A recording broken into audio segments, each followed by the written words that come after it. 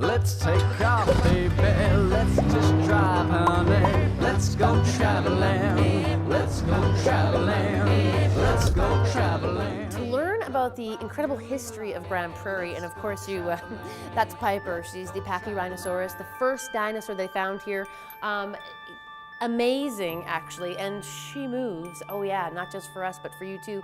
Here at the Heritage Discovery Center in Grande Prairie, we're going to find out, well, we know 75 million years ago that these cats roamed. However, when did man come, and how did man come, and how did Grande Prairie come to be?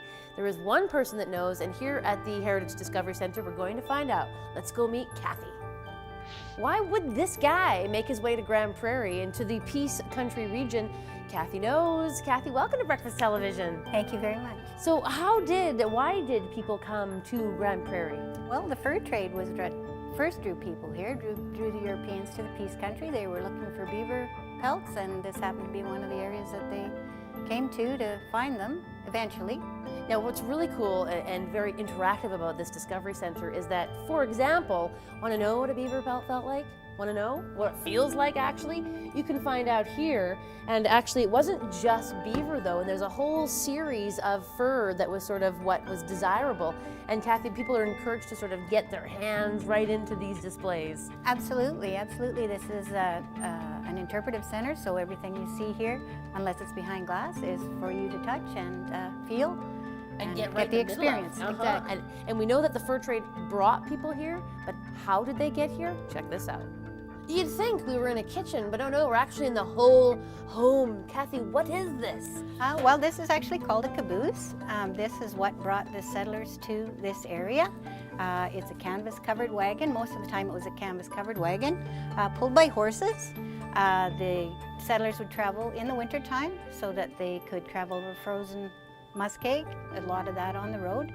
They would have their whole family in this sort of wagon. Whole family in here. Whole family would live in something like this, yeah. So if you and I, even just, if I'm just going to try and switch places with you, just to give you a sense of just sort of, we're two family, we're a two family member here. Yeah. This is incredibly tight, but this is how they traveled, and not just for days, but weeks, months upon end. Yeah, and it could take them several days, obviously a month or so to get to Grande Prairie. They would usually come from Edmonton. One bed for the family members, and actually once they arrived in the area, they would oftentimes live in this until they built their cabin. Now, when they built their cabin, actually, there's something else that's interactive to a point that I want to share with you that I also found very cool. It's amazing what, has real historic meaning here at the Discovery Center. Check this out. Now, it may seem inconceivable, but the outhouse actually represents the people sort of claiming their land and staking their stake and staying. Kathy, come on in here, because this was a symbol, actually, of people settling. Oh, absolutely, absolutely. And there were even laws around where you could put your outhouse and those sorts of things at that time. So, yeah, this is. Children don't see this sort of thing anymore, right? Anyway, lovely to meet you. We're going to have, I'm not actually, Jenna is going to close the door, so this will just be weird, okay? We'll be back more. You never know what to expect in Grande Prairie.